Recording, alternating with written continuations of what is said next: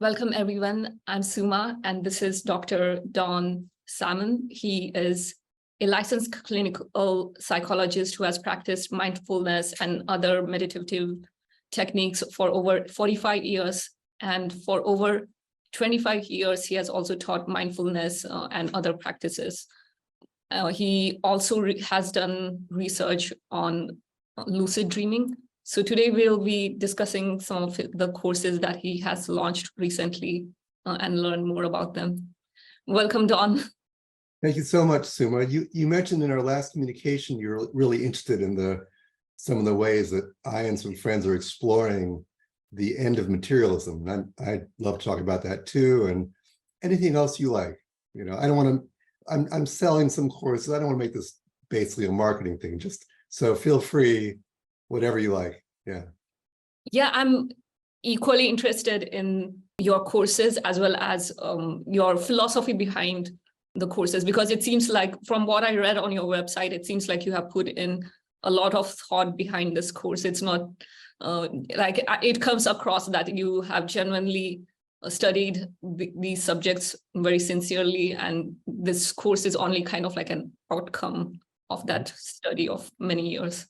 Very much so. In fact, what you're saying right now makes me think I could probably start with a sleep course and talk about how it relates to my whole life, to research I did, the things I've learned. So let's see where to start. Yeah, so for people in your audience who don't know what it means, so a lucid dream is basically a dream in which you're aware you're dreaming. There's actually interesting philosophic thing. There's a distinction people often make. Well, lucid dreaming is like for fun or for healing, but like, you know, dream yoga, like the Tibetan Buddhists or in the Vedantic tradition, that's like really spiritual.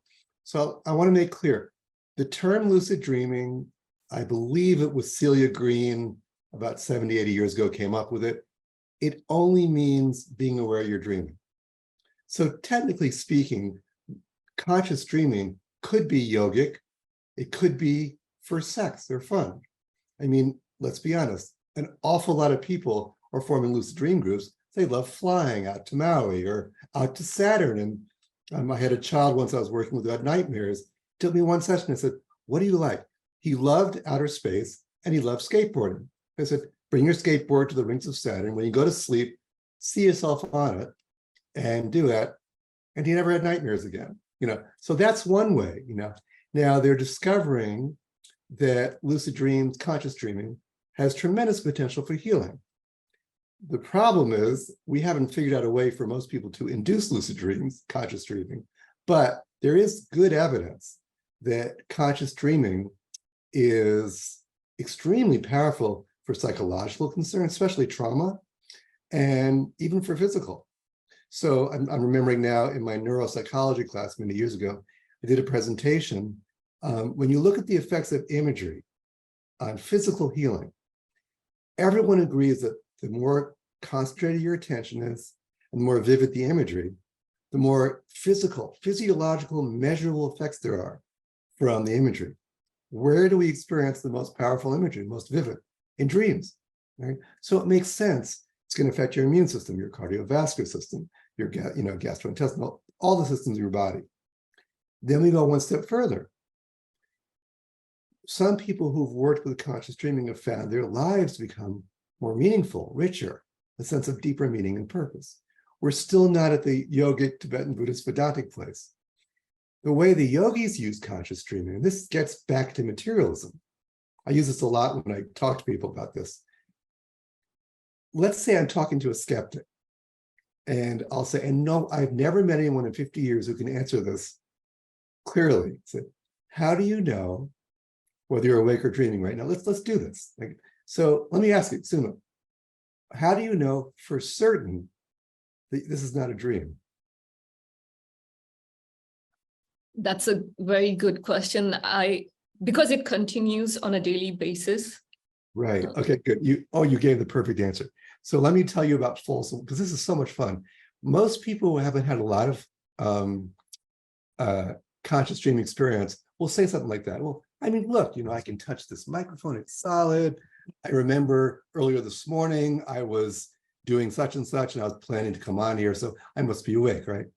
So there's this really marvelous phenomenon, they've named it, scientists call it false awakening. And here's what happened. You may have had this. There's a great Calvin and Hobbes cartoon. This happened to Calvin. Okay, so you get up, your alarm goes off, go to the bathroom, you get dressed, and you're sitting with a little plate of food, and I'm about to have a little something or other, right? And I'm thinking, oh, I don't really want toast. I'd rather have a mango. And a mango appears. You go, darn, I thought I was awake. I must be dreaming, right? Now you go back to bed, right? You lie down. This happens again. Okay. You go through the whole thing. Now you've woken up. Now you're really awake, right? And you go get dressed, fly, get ready, get yourself ready to go out, go to the breakfast table, and you see a monkey sitting across from you. Oh my God, this happened twice. I thought I was awake. This has happened to me and people I know. Okay. Now, okay, it's kind of fun, right?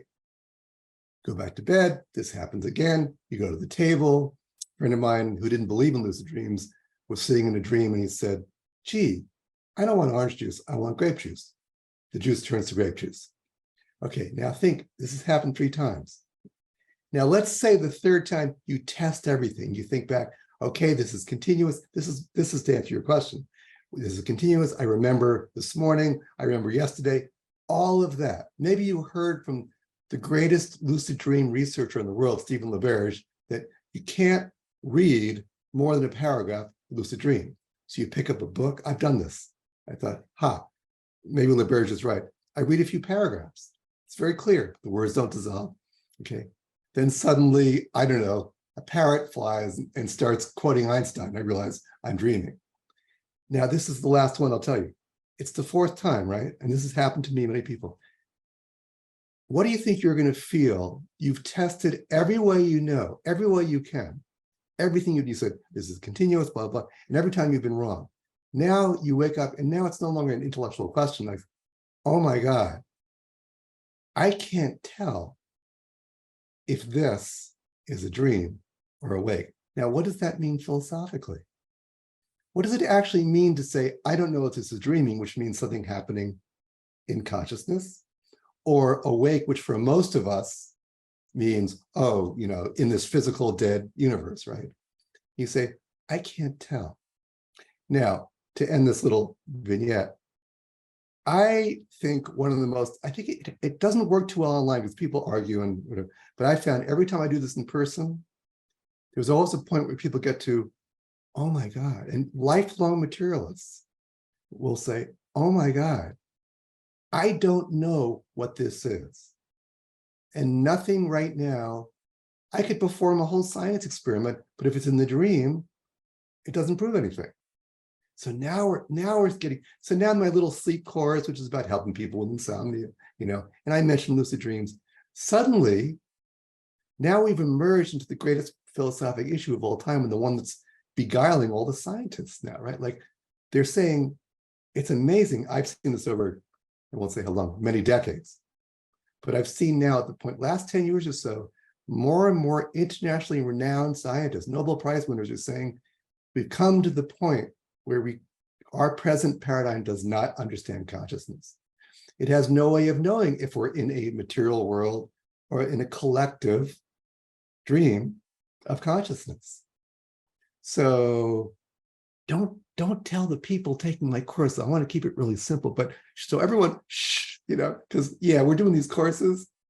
I'm not going to be able to use this to market our course. That's fine, but doing these courses. But you're right. To go back to your point, yes, there's decades of exploring philosophy of different psychologies, studying meditation east and west, writing a book about it.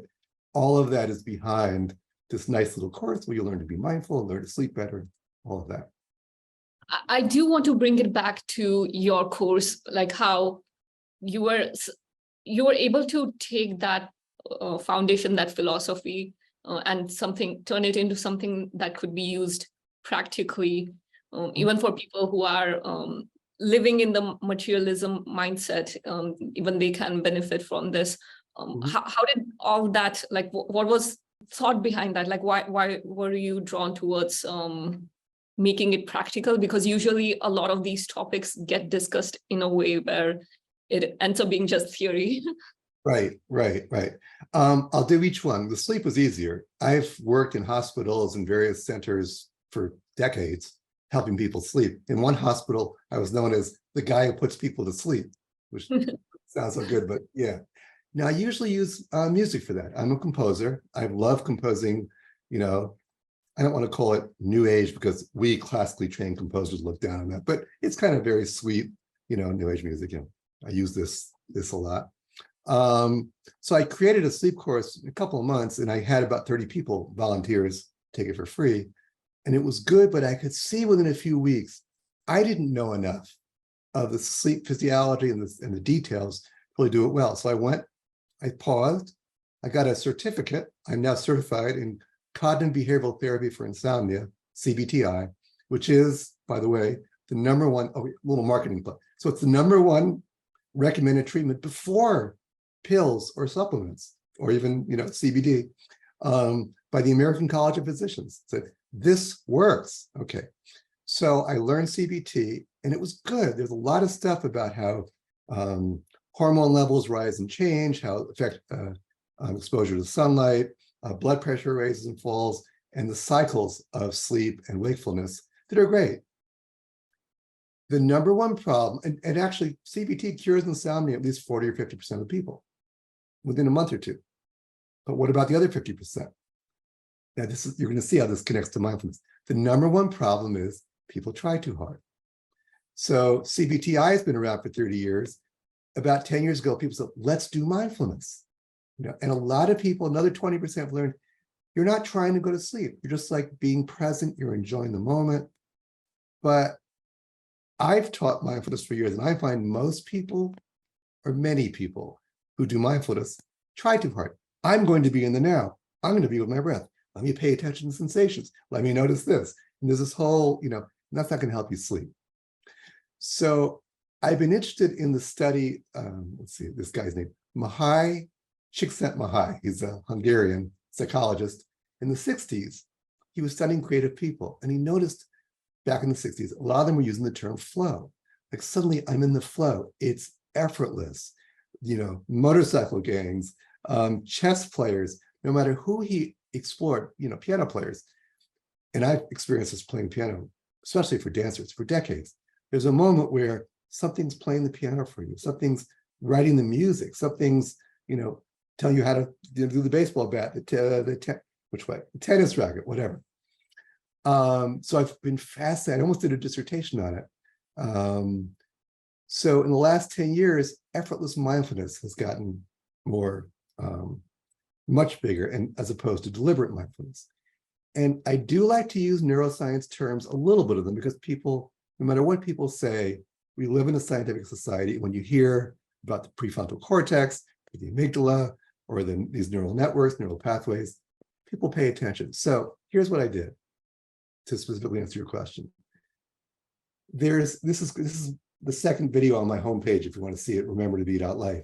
This was fun, and I made a point of talking to people I did evaluations with, who often are fundamentalist Christians who have who hate meditation, and everyone gets this.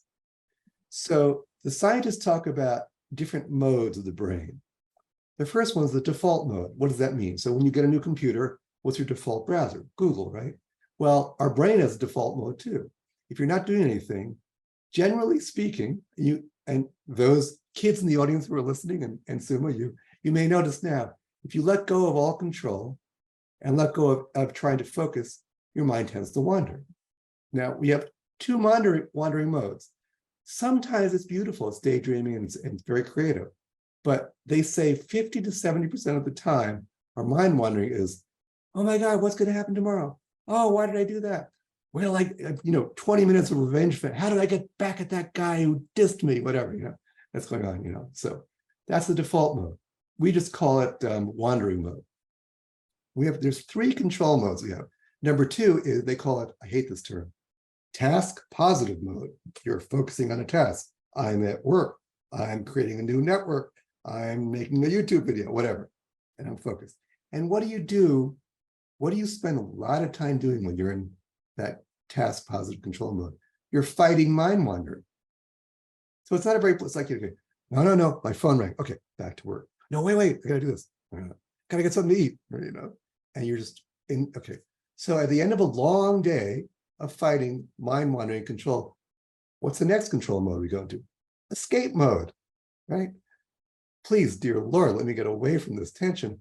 Well, for most of us, it's innocent. We're going to binge watch Netflix and eat a little too many chips, or it might be drugs or alcohol or, much worse, right? So many of us live our lives between all these control modes: mind wandering, a few moments of positive mind wandering, control mode, got to escape mind wandering, and escape mode. There's another one. There's another mode that's very different, which we call experiential mode. So some of the ways, and everyone I've talked to gets this right away, to get from doing to just being. What do people do?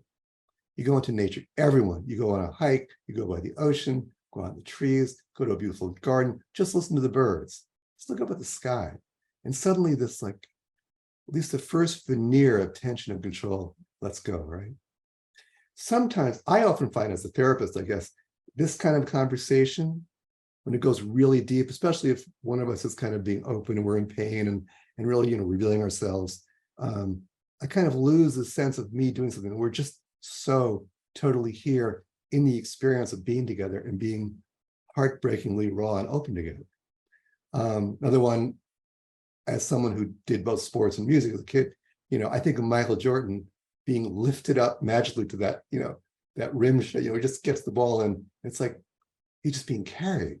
Or, playing for dance classes where I don't know what I'm going to play when the teacher says 5, 6, 7, 8, and something takes over and the dancers are dancing me and I'm playing the dancers and we're all molded together. What all those have in common is they tend to rely on a situation to get us into experiential mode. So effortless mindfulness says, 1, you can escape control mode. And 2, it's wonderful to notice those moments that bring you into flow, into effortlessness, into experiential mode, but you don't need that. You can just take the step back, be open to your experience, not trying to make it good, not trying to fix it, not trying to control it, just really being with whatever pain, sadness, happiness, joy, delight, whatever is here, and allowing it. And not in a kind of, forgive me, Vipassana people, not in a kind of mindfulness, I'm detached, nothing's going to touch me, but you're inhabiting it, you're inside of it, you're feeling every vibration of pain and anger or happiness or craving, whatever it is. And practically speaking, this is phenomenally powerful with addictions and trauma and pain, but we're not doing it for that reason. It's effortless, choiceless in a way, and you're just here. So to sum up what you asked me, so yes, so this neuroscientific understanding of what flow and effortlessness really is about in terms of brain functioning, brain-body functioning, integrated brain-body, interpersonal functioning, understanding how that same effortlessness that's available to us at any moment in terms of mindfulness is also one of the most profound ways to ease into sleep. We let go of control mode, let go of our techniques. I'm going to, think of something boring or count this or do my breathing or whatever. And you just let go of all that. And everything starts to dissolve. And then we get into lucid dreams where you can either use that or make use of that to get to sleep really within minutes. Or if you're interested, and most people taking my course won't be, but if you're interested, you can go right to the edge of stage 1 and stage 2 sleep, see the dream images forming, hear the people talking, and then you just kind of intend yourself into the dream and you're there. That's the advanced course. That's the extra cost course. No, that's a different course. If I understand correctly what you shared, Don, so it sounds like your method, it seems like it's more about just allowing to whatever is happening in your mind and body to allow it to just to be rather than trying to because a lot of these techniques, at least my interpretation of them has been, it seems like the desire is to reach a state where you feel like really calm and peaceful, but yours seems like just let it be, like even whether it's positive or negative. Right. Let me make a little, this gets really tricky. This takes a lot of time to really get this. So I'm not anti-method or technique. You're right. I mean, you said the essence of it beautifully. I happen to love techniques. We have relaxation and breathing, and I use music a lot. Music is incredibly helpful to get people to dissolve the tension. But when you're doing the techniques, even when you're doing them, like we teach breathing, like you're not trying to focus and you're being with and allowing the breath. When you're relaxation, it's like, okay, I had a really, really stiff neck last night. I eventually took some aspirin, but before that, I lay down just like, there's some part of you as a method, you can invite relaxation. You can go into the, really specific muscles and notice it. So you use a technique, but the techniques become allowing, opening to experience. And by the way, folks, as I said, I eventually took a little aspirin. I'm not anti-medication. I always tell patients, if you need medication, I'm ready to, I don't prescribe it, I'm not a psychiatrist, but I'm ready to recommend it. However, I also want to say, people do take often higher levels than they need. And what you might want to do is to be very strong with your doctor, your psychiatrist, your doctor says, take the medication for a few months, learn the practices, the non-technique, non-effortful practices, and just check in a few months and see if you're feeling, gee, I'm feeling less depressed, I'm less anxious. Maybe I can go to my doctor and experiment with just, one bit of a dose lower. So to sum up again, yes, you said it. It's essentially about allowing, just being simple. But generally speaking, people need a lot of techniques and a lot of practice to get to the simplicity of just allowing, just being. Yeah, I've noticed that sometimes some meditation practices, when they ask you to focus on breath, even if it's things like deep breathly and breathe deeply. I'm going to use that, deep breathly. I like that. Go ahead. It can sometimes I find it more distracting than just focusing on whatever the natural breath is happening. Right. Rather trying to breathe deeply, and Absolutely. It seems more distracting. Absolutely. That's the secret of techniques. So now we get to a really interesting historical philosophic issue. So I'm guessing a large part of your audience is familiar with non-duality and probably drawn towards that. And I would say a majority of well-educated, literate people, East or West, in the world today, all over the world, who are drawn to spirituality and, sort of moving away from conventional religion, probably find it much like Bernardo Kastrup, I think might have been on your series or someone like that, find it much more comfortable to go towards the impersonal. We're going to have like spacious awareness and feel and get a sense of, as Locke Kelly says, becoming aware of spacious awareness, becoming aware as spacious awareness, and dropping into the heart and open-hearted awareness. And, that's all wonderful. Now, it's interesting. If you look at let's just take, I'm most familiar with the Indian tradition, actually, more than the Western, but look at the Indian tradition. What percentage of people in India for 2,000 years have practiced these incredibly precise jnana yoga? What's a simple English word? The yoga of knowledge, pure awareness. It's less than 5%. You will find if you actually go and talk to people there, and even well-educated people, their devotion. They have Krishna and Hanuman and Ganesh and whatever. And most people I've talked to understand the symbolism. It's not lost in it's not mythic or supernatural. They understand it. But there's something profound about this that we've lost in the modern age.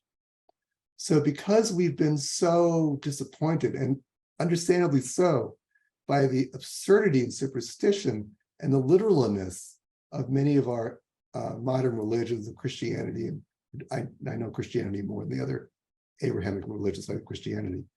We want to leave it, and it's so safe, for the mind. It's like, well, just this sort of empty nothingness, this kind of fullness, this emptiness. We get these long intellectual conversations. And if someone comes along and says, well, but I feel Krishna's presence, I feel Christ's presence. Oh, that's fine, that's nice.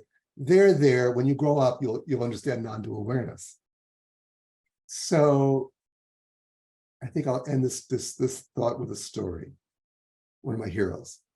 So Ronald Nixon was a British man. You've heard of Sri Krishna Prem, or no? Okay. Ronald Nixon was a British man who was science math prodigy as a child. He was a fighter pilot in World War I. He was very interested in Buddhism, and then went to India, Lucknow, India, famous home of Rajneeshwar Papaji, I think. This was back in the 1920s. And he immersed himself and he learned Sanskrit and Pali, and he was teaching English there. And he became friends with the Indian students, which the British thought was horrible, so they blackballed him. He said, I don't care, I love this. So he realized at some point the wife, this is also very unusual for India at the time, the wife of the vice chancellor of the college had awakened. She'd attained, the cosmic vision of the Gita, chapter 11, union with Krishna, the whole universe. And he went to a remote ashram in the Himalayas to follow her. He became known as possibly one of the very few Westerners who had penetrated the very depths of the ancient Indian wisdom. And he knew he could out-argue anybody about Shankara, Nagarjuna, Plotinus, Greek philosophy, Indian philosophy, whatever.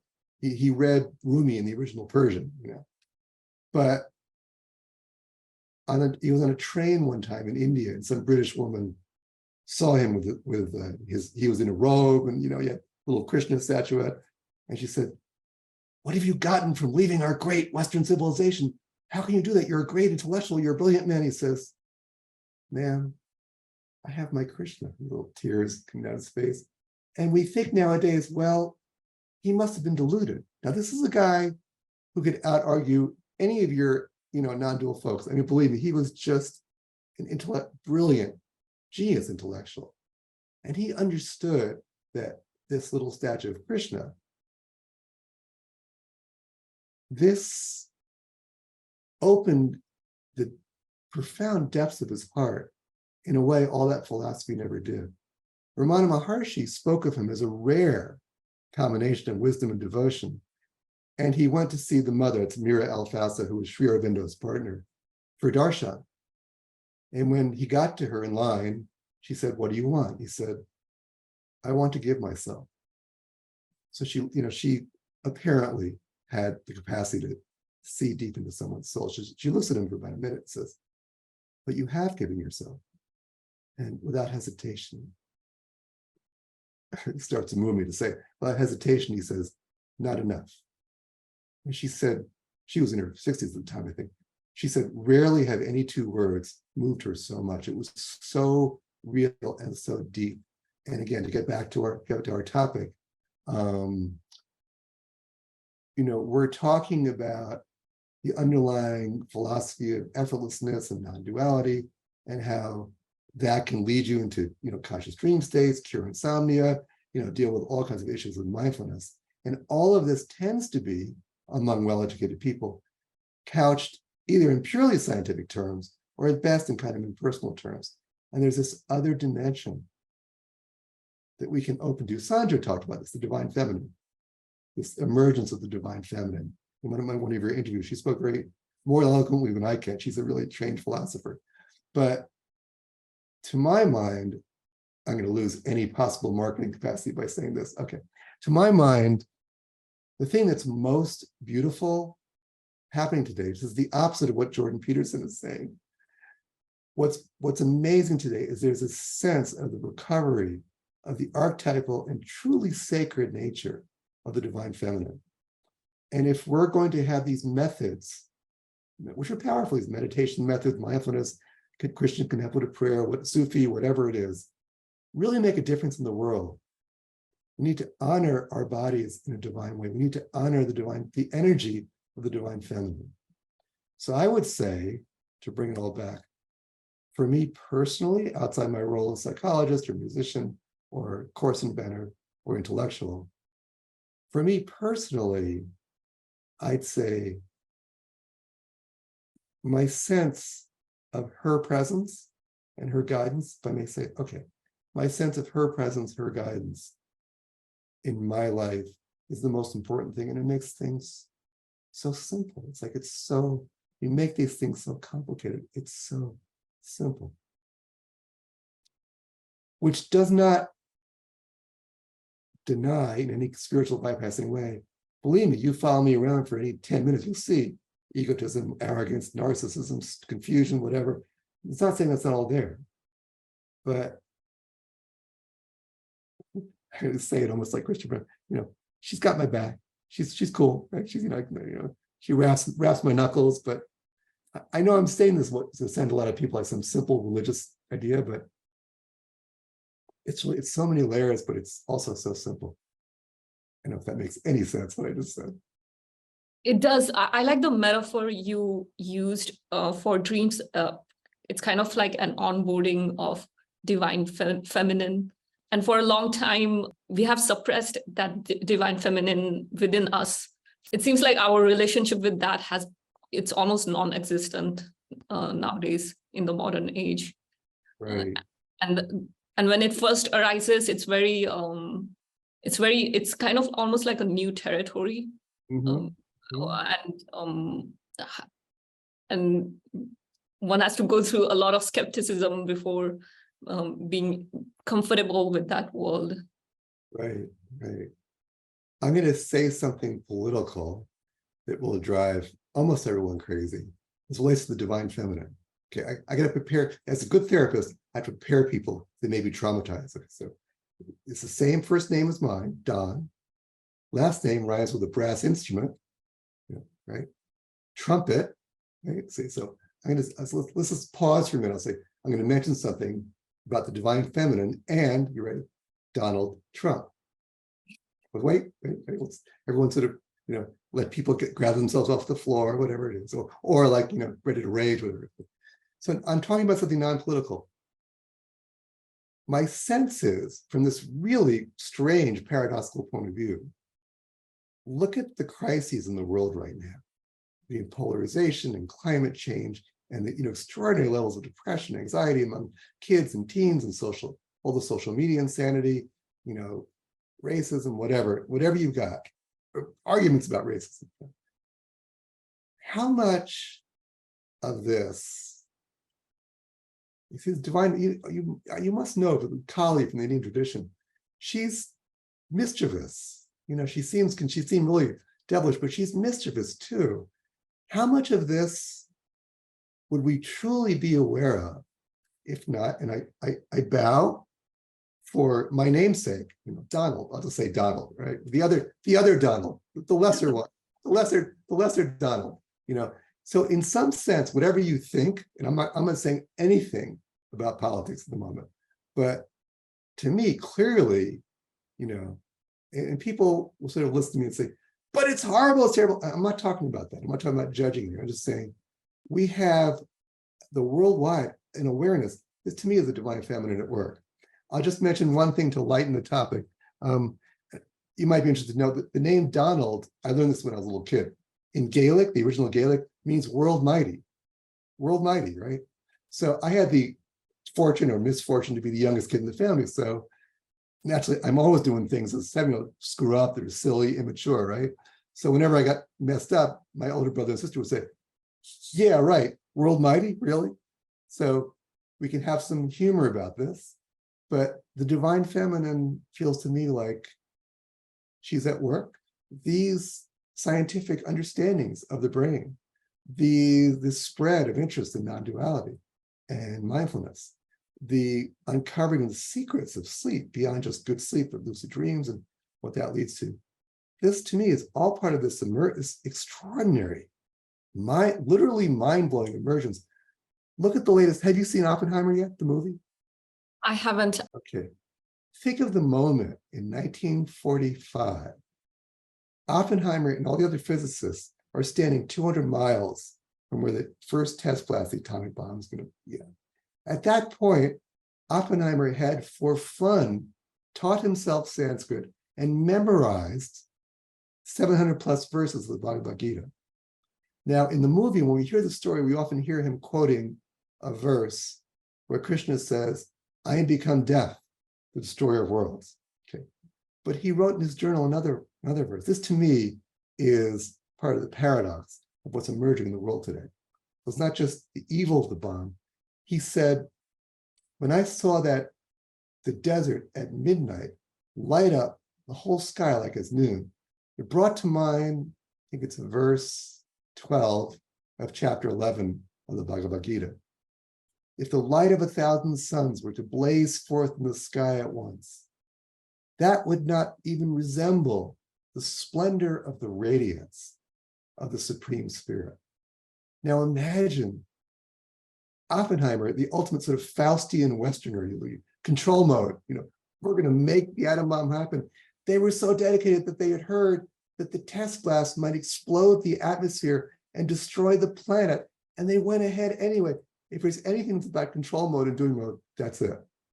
And yet at that moment, this extraordinary beauty of the quintessential writings of the East, the Bhagavad Gita, of like, here, right now, right now, is this glorious radiance of Krishna, and we don't see it. We don't feel it, And if we don't tap into that some way, we're not going to make it. So between Oppenheimer, Donald Trump, maybe Sumagata and Don Salmon too, we're all awakening together, and we need to come together and have some wakefulness to hold each other's hands and get us through this crisis, which is Mother Kali's way of saying, yo, kids, wake up already. She was from New Jersey, say, hey, come on, give me a break, wake up. That's what they say in New Jersey. Thank you for sharing that in so much detail. Yeah, I think it seems like slowly there is some kind of acceptance of the divine feminine, or recognition happening, and that seems like the change of paradigm that's happening in the outer world. For a long time. It was suppressed, and I'm not talking about the gender. I'm talking about more like an energetic level. The yin has been suppressed for a very long time, and also this attempt of us talking about this philosophy and knowledge. Although we have the audience for this type of knowledge is smaller comparatively, but at least it's bigger than it used to be decades ago. So this is also this conversation is also kind of a sign of the rise of divine feminine. That's why I said that Sumagata and Don Salmon may be contributing to it. Two things in what you said. You said it's not about the gender. However, it's interesting, and I've had this conversation with a number of friends. How, again, I'm going to tread lightly on the politics. I'm not saying anything good or bad, just asking a question. How much is this, so-called quote unquote gender confusion? That's a loaded word too. I will grant anyone who wants to, that maybe something's going on that's, problematic. I'll grant a little bit of that. But how much of this is this emergence of an awareness of something core to us that's beyond our conventional sense of gender? So that's one thing. The other thing, in terms of, you said, it's still a small amount, but more people are aware of this. I just had a comment right before I got on with a friend. I was saying, I see this change happening. And she said, oh, well, but the masses aren't aware of this. From an elitist point of view, you think, well, we have to get like what's that word in chaos theory? A certain critical mass of people need to be aware of this. I don't think Kali works that way. Or let me use God or the Jewish G-D. I don't think that the infinite divine mystery works that way. I don't think our minds can comprehend how the changes that are happening now, many that seem terrible, many that seem wonderful, how they're contributing to this emergence. And it makes me feel, for all that it's not like I know what I'm talking about, it makes me feel very humble in the face of this. You know, I'm open to certain intuitions, but, you know, when you go to your local market, you talk to the cashier, and you may feel something out of the ordinary. And maybe that's as important as Adyashanti's latest 30 Steps to Enlightenment, which is a book I love, by the way. But, you know, but maybe it's just as important. Maybe it's more important than that. Craig Holliday, who a non-duality, he studied with Adyashanti, and he's also in the Sri Aurobindo tradition. I may talk about later if you like. A lot of people don't know that. He doesn't talk about it much. But some months back, Ukrainian refugee moved in next door to this little tiny mountain town, Durango, Colorado, where he lives. And he doesn't speak Ukrainian. The refugee doesn't speak English. And somehow they just kind of like made a connection. They just kind of like, you know, and kind of nodding and laughing, whatever. And I don't know, maybe Craig and the Ukrainian refugee are like the butterfly that flaps its wings and leads to some, you know, tsunami on the side of the world, tsunami of joy, love, and peace. Who knows? Because I think it's really, you know, even if that's not true, it's really nice when people feel so unmoored and life feels so, you know, meaningless and purposeless and aimless, to actually just try out the feeling that, you know, you at home who are watching this interview, your openness and open-heartedness to respond to whatever it is, even your open-hearted disagreements, that may be having a profound effect on the world. Who knows? When you go out, when you leave this, you know, you turn off your phone or a laptop or whatever it is, and you go down the street to a cafe to say hi to someone, and you just bring a little more effortless mindfulness to it, a little more heart to it. That maybe is as important as whatever they're doing now with Zelensky and Putin and the rest, is to resolve the Ukrainian war. I don't mean it's not really important to stop the damn war somehow. I don't mean that. But I mean to bring this sense of richness and power and strength to every moment of our lives. To not feel like, who am I? I'm just one person. Because it may not be that way. It may not be as little and minimal as we think. Yeah, it's kind of an interesting age of paradox, because we have this one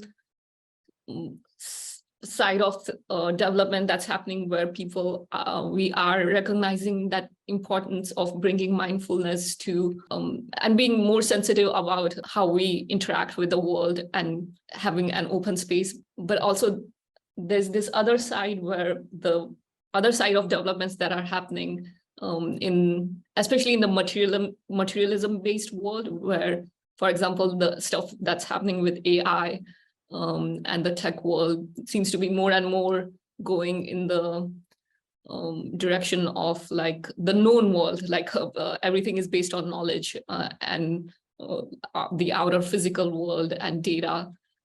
So it's very interesting to see these two paths of developments that are happening, which Right. are, I would love to get your thoughts on that, because there is so much happening. Like, how does one find their own way? Sure.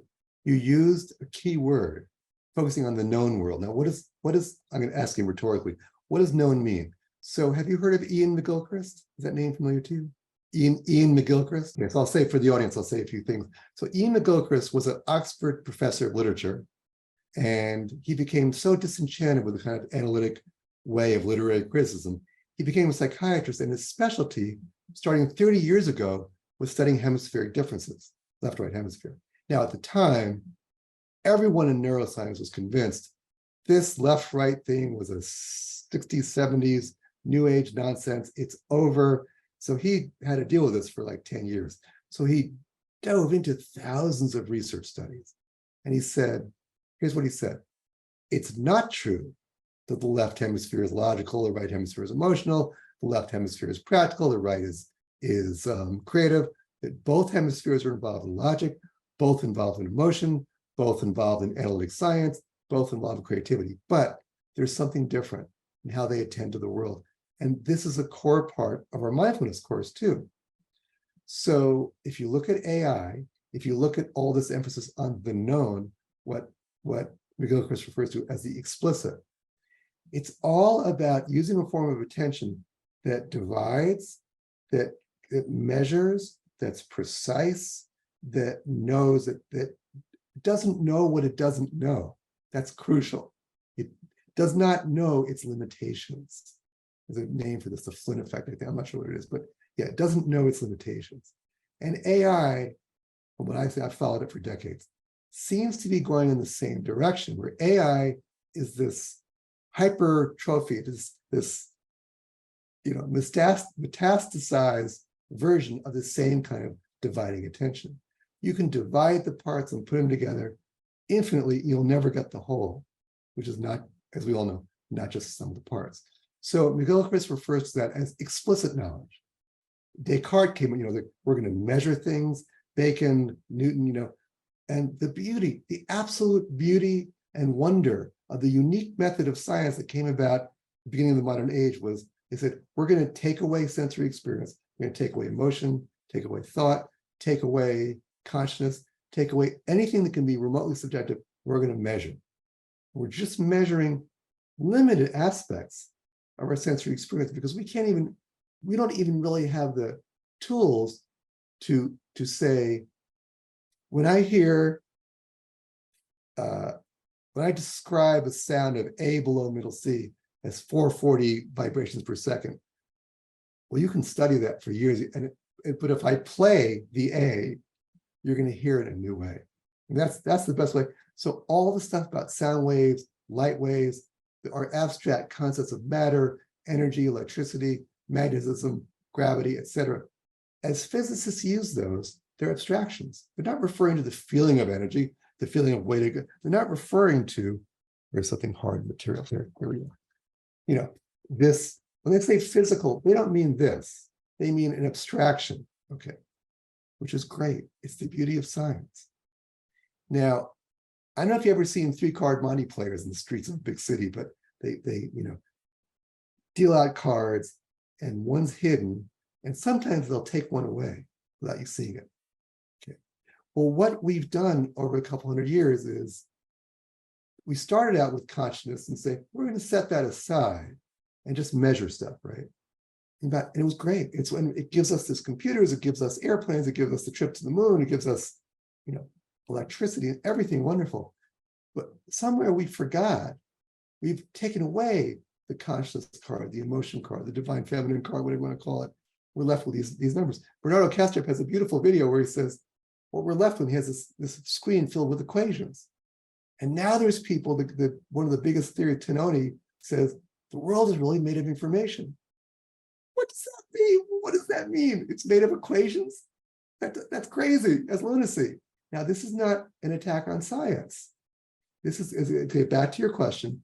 So we're talking about, we're looking for what we know, for knowledge. What we know in the modern age is an abstract measurement that's given us incredible power to control. This is back to my control modes with my power to control, but we've lost the sense of being. Now, we don't want to get rid of it. We want to marry control and experience. And the way McGilchrist puts it, in a beautiful use of a parable by Nietzsche. His book is called The Master and His Emissary. The master he calls the right hemisphere, which has the capacity to see the whole.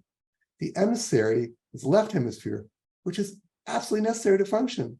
And it's given us science, given us the ability to measure and analyze. It's given us AI, which is I use it. I use it to build my website. I use it in my music all the time. I love it. I can build a whole drum track pushing two buttons, like, go for it, AI. Wow, it's better than I could have done. Okay. But that's the emissary. And as you know, maybe also people know the Disney movie, the Fantasia, Sorcerer's Apprentice, where Mickey Mouse, who's the emissary, the apprentice, gets the power, and his whole world's destroyed. So in a way, you just summed up the very essence of the problem of the world today. Why do we have climate change? Why do we have polarization? We live in this state of consciousness where these conceptual divisions, right, left, old, young, gay, straight, Israeli, Palestine, Ukrainian, Russian, they're real. They're real, you know? We need to have more playful people. Like I was just telling someone, there's a great YouTube video, I don't know the URL, I'm sorry, where Israelis and Palestinians get together. The requirement for them to get, now listen to this. The requirement for them to get together is each person has to have had a child killed by the other side. So every Israeli there has had a child killed by a Palestinian, and every Palestinian has had a child killed by an Israeli soldier. They get together. One of the exercises they do is they switch sides. So the Israeli pretends to be a Palestinian, vice versa. So the first Israeli, he stands up, he's Palestinian, he must have read the room well because it worked out. He says, "The only good Jew is a dead Jew." And everyone laughed. Like they got it. Like, I'm pretending to take, you know, the most extreme of your place, but we're not separate. We're not in these categories of analytic left hemisphere knowledge, you know? I could say, well, Suma, you're a female, you're Indian background, you're a West Coaster, you know, I'm different. I'm male, you know, whatever. I grew up in New Jersey, I'm from New York, you know, I'm from New York, I'm different from you, I talk different, right? You know, we have nothing in common. And yet, here we are, you know, sharing these extraordinary, you know, feelings, ideas, you know. So if we can get back to what you said, you know, this explicit, graspable, control mode knowledge, use it, don't get rid of it. Like I use AI, and it's a little scary. It's scary if we're used to being in control. You know, how do you let go of control and not feel like, oh my God, the world's going to fall apart? You find out, you know what, things work out better when you let go of that control. I like that you mentioned about its marriage between the control and the experiential, not to, because sometimes there can be tendency to if someone wants to bring through the experience, the value of experiential aspect, there can be tendency to push down the other side. Yep, that's new age. That's the new age. Yeah, go ahead. I'm sorry. Go ahead. Go ahead. No, I was just going to say the amalgam of both together. It's beautiful. Absolutely. I'll tell you another example. This just came to mind. When I was 20, I guess, I was 20. I was a music major. I was a composition major, and I was struggling with.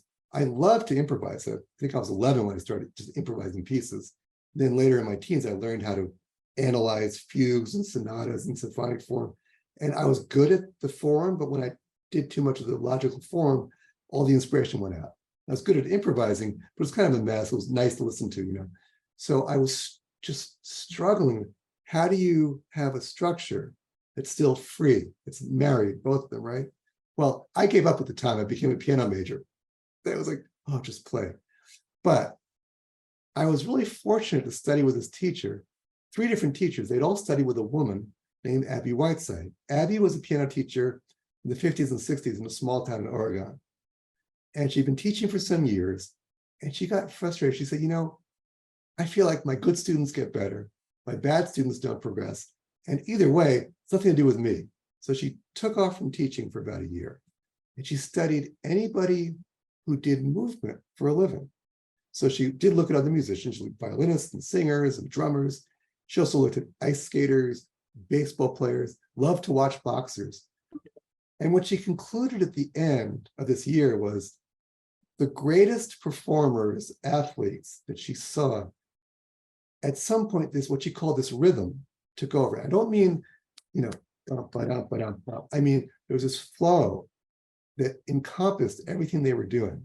She didn't use the term flow, she used rhythm, but the rhythm of form, the sense of flow, that sense of wholeness. And she found a way to use techniques So she would teach us to use our arms in a certain way. It seems sort of mechanical, and you learn how to connect your fingers to the wrists. And she analyzes very precisely how the wrist works from the shoulder, and that both arms work together, and you feel the torso kind of as a stable foundation, which was, it kind of, you'd feel the flow of the music kind of through your body. And from that, the arms and the fingers would just work spontaneously. I remember there was a piece by Claude Debussy, a French composer from the early 1900s. The opening was incredibly hard. I don't have Zoom to set up to play music, but it was like this incredibly fast thing. I never could play it. I was working with one of those teachers. He got me set up. My body was all set. He said, now, Don, I want you to hear the music and move your hands above the keyboard. And he watched until he could see my hands were connected. He said, play. And I tell you, without any effort, my hands just played the most difficult passage imaginable. And I always go back, when I think about all I've learned as a psychologist about flow and effortlessness, and from years of meditation, I go back to moments like that of playing, and moments with dancers where, I work on a performance piece with dancers. I do kind of structured improvisation, and a part wouldn't be working out. And then one day in rehearsal, suddenly something takes over, and my hands are playing and they're dancing. I remember one day this happened, and as we got to the final part of the performance piece, which had never worked out before, it was early in the morning, it was cloudy. We started bursting out with laughter. The sun came out, the room was flooded with light, and we just jumped up and embraced each other and just laughed on the floor uproariously, because we'd all been part of this, right, left, to get back to your right, left hemisphere, divine feminine, divine masculine, whatever you want to call it, method and effortlessness. This marriage, this divine marriage, you can talk about non-duality terms of the context of awareness and the content, right? Adyashanti used that term a lot. So people will wake up to the context when they recognize themselves as spacious awareness. And there's still kind of a separation there. The divine marriage, that's like, well, there's all this content. It kind of seems kind of like images floating in space. And then it becomes more embodied. And suddenly this spacious awareness, and where's my physical, and this hard stuff is of one taste. And then, if you stay with that, and there's a sense of a kind of personal presence, which is not personal in the way we normally think. This all unfolds spontaneously. This is nothing that you can do or make happen. So there's spacious awareness, there's the non-duality of context and content, like the divine marriage of technique and wholeness, or left and right hemisphere. And then something else emerges. And I almost don't want to put it into words, because people will think of it in terms of old religious terms and get stuck in an idea. But I'm sort of trying to allow. I'm waiting for this sense to emerge. Yeah, it's probably as much as I should say about it now. About that, yeah. There's certain things you can't quite say in words unless you're a poet. I'm not a poet, so I'll leave that at that.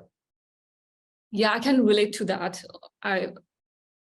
And bringing it back to the subject of sleep and dreams, I wanted to ask you how, the reason I wanted to focus on that was also because when it comes to left brain and the way of gaining knowledge, which is based off of left brain, it's very prevalent.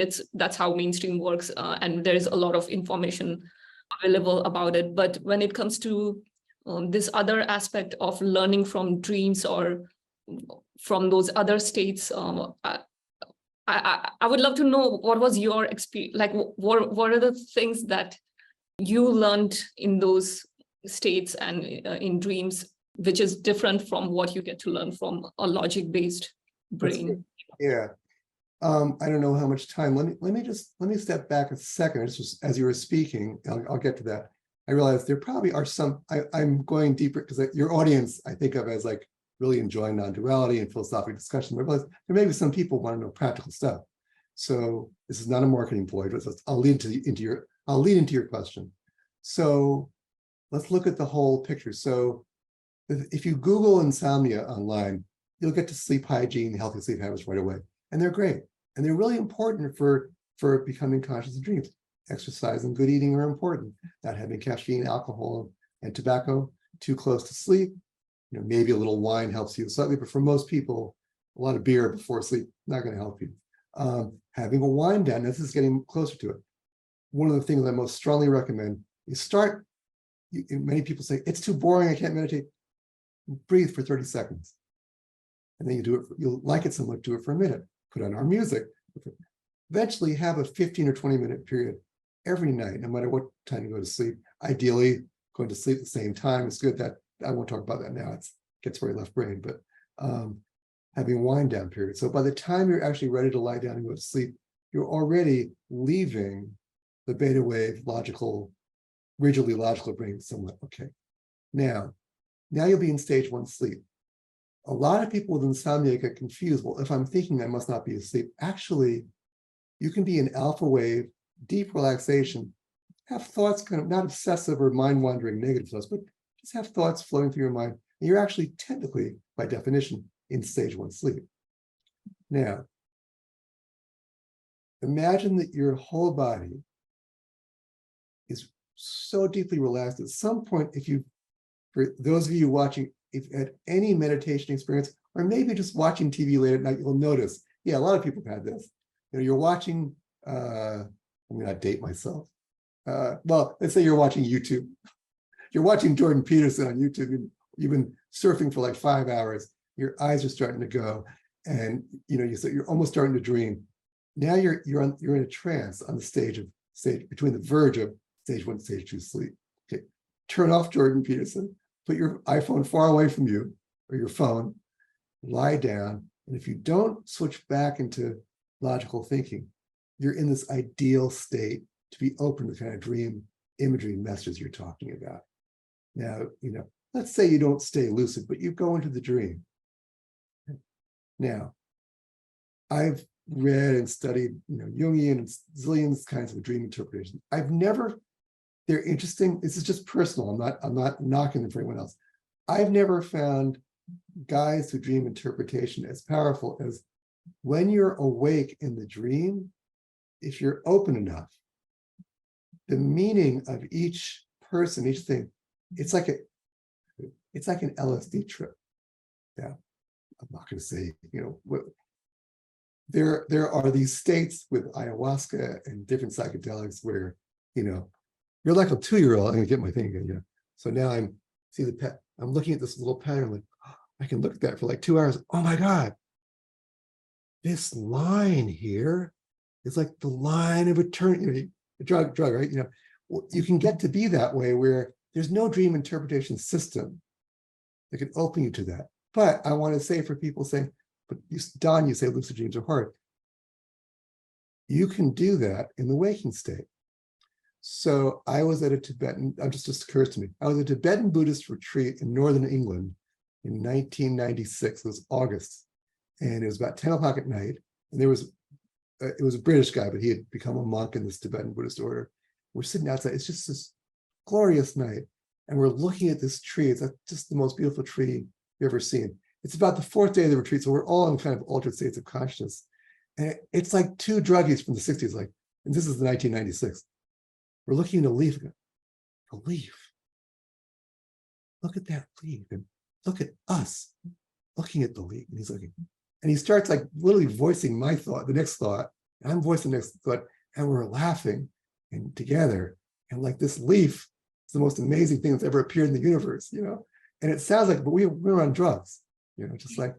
So if you open to that experiential state and let go of trying to figure out, getting back to that knowledge you spoke of with AI, letting go of that explicit knowledge which needs to control and figure out, and you open to the beauty of the leaf or the person you're talking to or your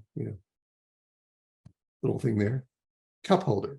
whatever, not cup holder, whatever it is. I'm losing words right now. What are these damn things called? Anyway, you open to that, and these meanings start just flooding out. All the drugs do is they release certain explicit parts of the left hemisphere, and they open you to that, but you don't need the drugs. You don't need our course for that. You don't need to meditate for that. You don't. I think it's easier if you have someone, maybe not be me, but to guide you. There are people who are microdosing, and I'm not for or against that, but you don't have to rely on that. Right? You get that. You get that. Yeah. It's something open. Like for me, it seemed dreams like are. I dream a lot. I learn a lot from dreams, and last few years, it seems to have like its own. It has opened up a lot more than it was before, and the stuff that you get to learn in dream, it's very different. It's something like it's more than just knowledge. It's like something. It has the potential to change your core in a way, to transform you in a very soft and subtle way, because all of that happens in an imaginary realm, but it can change you in a waking state. Would you mind saying something specific about that, or if you don't feel like it's okay? No, I can. I'm open to like some of the dreams. It's more like they express in symbolisms. It's not like there's like rigid meaning to anything. My dream could mean something else to someone else. So that's the beauty of dreams, that it's very abstract. Right. But what I found in my dreams is that it shows you things about your waking states that you're not aware that you're doing. And it will show you in detail, like the things that how you are not even aware about them. Like some of the dreams, it also shows some things that you want to improve on, but you are not paying a lot of attention, and it will highlight in a way that you can't escape in the dream. Like it becomes very obvious that I need to change this about myself, and it can show you like what could be the downside if you don't change those things, like show you a kind of like timeline where if I continue doing those kind of things, like where that could end up. So mostly like I have experienced like awareness about my own blind spots and being able to correct them in my waking state without having to, because if you try to do that in waking states, it's a longer process, because you have to go through many life experiences and physically encounter those experiences to become aware and wise about those things. But in dream state, like you can do that without like actual physical consequences. I love what you said about it also can bring you the awareness, if I don't address these things I'm missing, there's going to be trouble, you can say, but trouble down the line. And one of the things we people who are marketing meditation may not talk about this enough, but meditation, when done in a really deep way, can also bring you to awareness of all those things that you're missing, and can be very, very intense. And one of the things I've known for years, I'm really getting a much deeper sense from Craig, the sense of not getting too, left brain caught up. Oh my God, I got to fix this, or it's going to be terrible suffering. Just like, sort of being grateful. I see this. I recognize there may be a lot of pain. I mean, recognizing that there may be a lot of pain. People don't want to hear this. Like, meditation makes you feel great. Experiential mode is great. There may be a lot of pain in addressing those parts because they're hidden, because part of us doesn't want to deal with them, right? Yeah. You remind me, I studied Sufism with Llewellyn Vaughan Lee for 2 years, many years ago. And his Sufi order, the Naqshbandi order, dating back to the 10th century, dreams are a huge part of their teaching. And for the very reason you described, that you can meditate and have blissful states and recognize spacious awareness, there's all this stuff that can still, even after waking up. A friend of mine was telling me the other day, his teacher used to say, remember when you wake up in an unmade bed. So you wake up and there's, metaphorically, there's still this bed to make, and that's all the stuff you're discovering in dreams. So we would meet for 3 hours. The first hour was sharing food. That's a big thing with Sufism. We're just like have sweets, joke, laugh, just, communion with each other. The next hour would be silent meditation, and Sufi meditation is completely non-doing. You literally go into the heart, open, and let the beloved take over. It's very much, not your typical non-dual. But the third hour was dream work. So we would share our dreams and look for this, what do they symbolize? And very much what you said, what does it symbolize? No one has the right answer. What does this mean for me? One of the very common dreams related to what you're talking about is people would dream that they have this basement full of shit, piles and piles of it. And Llewellyn would always say, that's great. I love it. You're really discovering your shit. This is wonderful. You got to face it and dive into it. Like, are you kidding me? But that's what Craig is saying in different languages. Like when you find that shit in your dream or a scary dream, most people in the dream interpretation know this, but facing it, not running away from it, and really inviting it to tell you, what do you, oh monster, what are you trying to get me to see that I'm not wanting to see? Maybe I'm a little bit too arrogant, maybe a little bit too competitive. Maybe I try and crush other people in ways that I think I'm being nice. And that monster, I didn't see it when a nice person in the dream came and said, hey, Don, don't trample on the flowers.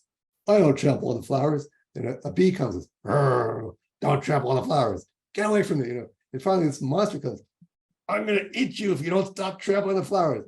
Gee, maybe I better pay attention to that. Right? Yeah, there's and in the beginning it may seem like a difficult process because it's hard to try to see things that one is trying to avoid them or escape from them. It's a difficult process, but on the other side of that, there's so much of freedom, because once you see through it and once you are done, like it's kind of like loosening up a tight knot. It can open up you a lot and give a lot more clarity on how you function as a person. I didn't think that dreams could have that kind of a power to kind of like put a microscope on a lot of little things that a person does. It's Microscope and a scary magnifying glass, like, oh my God, do people see that? And of course, mostly it's good to walk around and realize, yeah, people probably see all kinds of flaws in me that I'm not aware of. It's really nice to have a trusted friend. Jan and I really kind of, our 30th friendversary is coming up next week. And I think one of the things I'm most grateful for is that we can tell each other, we trust each other. So we can give each other feedback, sometimes I think she's better than I am, but I think I do okay with it. But, to have a trusted friend, which is what a therapist should be, or a spiritual guide, to say, tell me, please, tell me what you see, because I know you're doing it with love. And I know that those things you're seeing are what's keeping me from waking up further, keeping me from opening up further. So, and dreams, absolutely, yeah. And dream groups, I don't know if you've ever been part of a group of people exploring dreams, but it's very powerful to do it with other people. You can find trusted people to do it with. Yeah, I agree with you. It has to be, you are lucky to have that kind of a trust level of friendship, because it's a very delicate subject to talk about, because and to be able to talk about it without your own projections, as well as the other party also has to be able to see it without projecting their own idea. Totally, yeah. I think it's this is I thought I want to bring in a mundane example, because it can be from waking life as much as dream life, of sharing and opening to differences in each other. So I think a lot of men and women will, but this is a cliche thing with driving. Men tend to drive faster than their wives want them, or partners want them to drive, but it's not necessarily that way. So I tend to be a fast driver. Jan often wants me to go slower. And we, mildly bickered about it for some time until I realized it's not that I'm wrong. It sounds so simple. She's more comfortable with it slower. So then I just got it one day. We don't need to oppose each other. I don't need to feel like I'm being controlled. I can't drive as fast as I want. I'm doing this for her. And suddenly, like, I'm like slowing down more than I would and taking time. And I think the same thing with dreams. If you have, and the same thing with politics. I ran into a friend the other day who we're casual. We run into each other in the store and bookstores and various. He starts saying, those Democrats in Washington, they're dividing us, they're ruining us. He said, now you're a liberal. You want to hear this? No, I'm not. I said, I'm not a liberal. I don't fit in any box. But I was thinking, there's no way we can engage in a left brain conversation, factual conversation, and we're going to get out of this. It was the middle of the produce section of the market. So I said, he's Greek Orthodox. I said, this is just being playful. I said, what is that prayer they say about, Lord Jesus Christ, have mercy on me, a sinner? We got this whole conversation about how we're all sinners, we're all ignorant, whatever. And I said, yeah, Democrats, Republicans, Trump, Biden, we're all confused. He goes, yeah, we just laughed, And so I'm not saying you can't have a real conversation about differences, but like with Dreamwork, with politics, with relationships, we're back to the sacred marriage. We can engage in trying to fix the world through controlling it, the left brain. We can let go of that and be soft. Oh, we're just going to love each other. That doesn't work either, But we can be very disciplined, clear thinking, and open-hearted, and connect to that spaciousness, which is where we can really be in communion with each other. And when we have integrated, integral, all of that, we have our dream life, we have the waking life, the dark and the light that you're describing. We have the left and the right, male and female, religion and science. That we're entering, I believe, we're entering an age where it's so clear that the way that we've done things for centuries is not going to work anymore. We get back to Kali. Kali is like, she's like the monster in the dream, seems like a monster, but he's coming there to help you. She's saying, look at your darkness, look at your own, don't attack the other people. Don't attack the Palestinians, Israelis, the Ukrainians, or Russians. Yes, even the Russians, whatever you think, don't attack Trump or Biden. Look at your own darkness. Folks, I got plenty. We could spend a whole other interview exploring Don's darkness. It'd be never ending. No one ever would watch it, but that's okay. But yeah, each one of us can feel safe enough with that foundation of spaciousness, open-heartedness, experiential, knowing how to shift modes, with all of that strength. And yes, your video series is providing in some way a place where people can go to feel safe, to open up to new realities. And it's all do my 60s thing. It's all one, man. It's all, I would love to hear about your what are the transformation you experienced because of these practices, especially dreams, because you have done research on lucid dreams. So I'm interested in hearing how it transformed your waking state. Sure. I've gone through periods of remembering dreams consciously and sort of not paying attention to them. Now, apart from the interpretation of dreams, here's what I find. I find that when I'm in periods, and this happened a lot when I started working in the sleep course, I did a lot more dream work, that I had some insights, some psychological insights, some things I didn't see before. But for me, it was less that than, and this is where,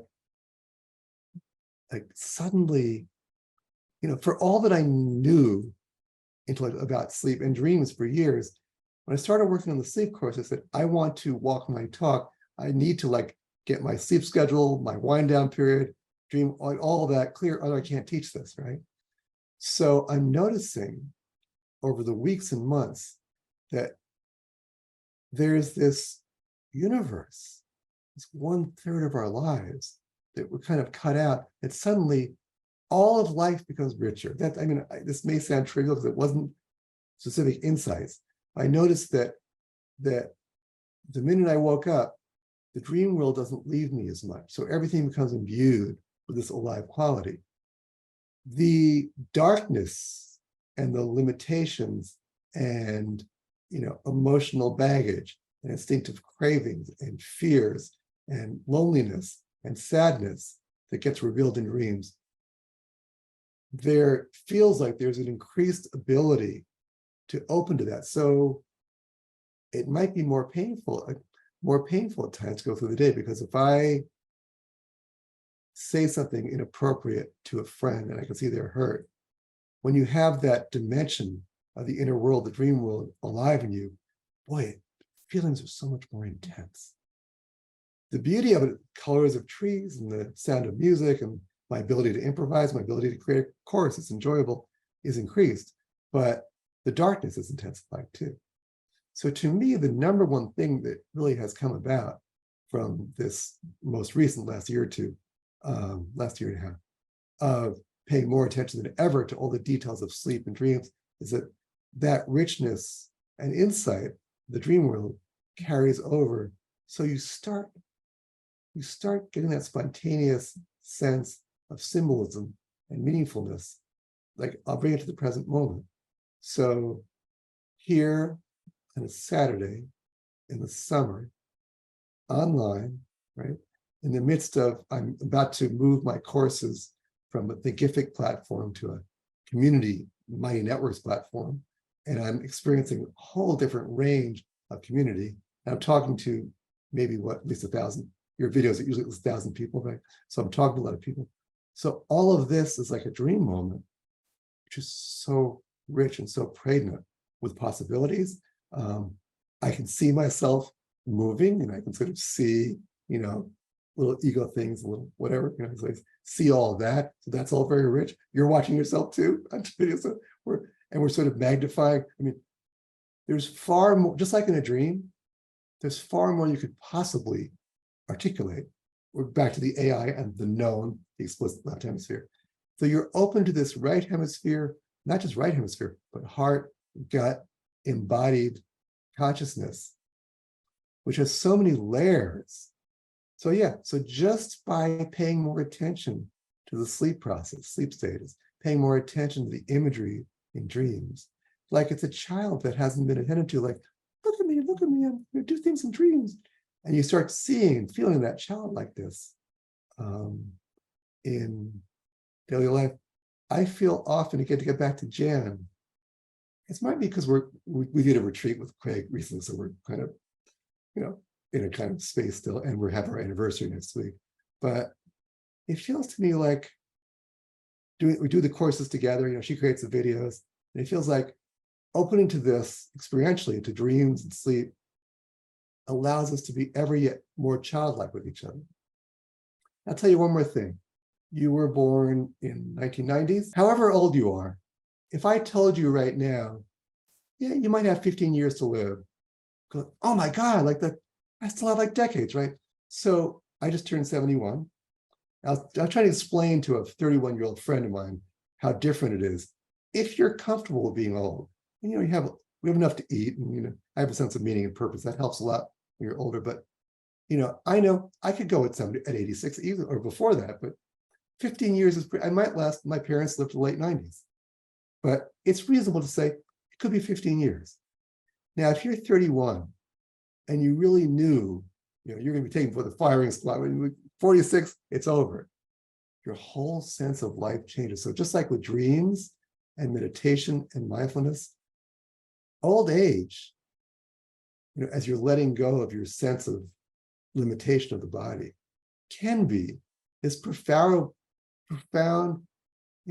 rich, dream-like experience, like 15 years. Suddenly death is real in a way it never was before. It's like 15. Again, you can say in the religions, act as if you could die any moment. You can say that and do meditations, Buddhist meditations, but suddenly it's real. It's like really real. And just like I was saying, when you're aware of dreams, the waking state gets, richer, or in my relationship with Jan.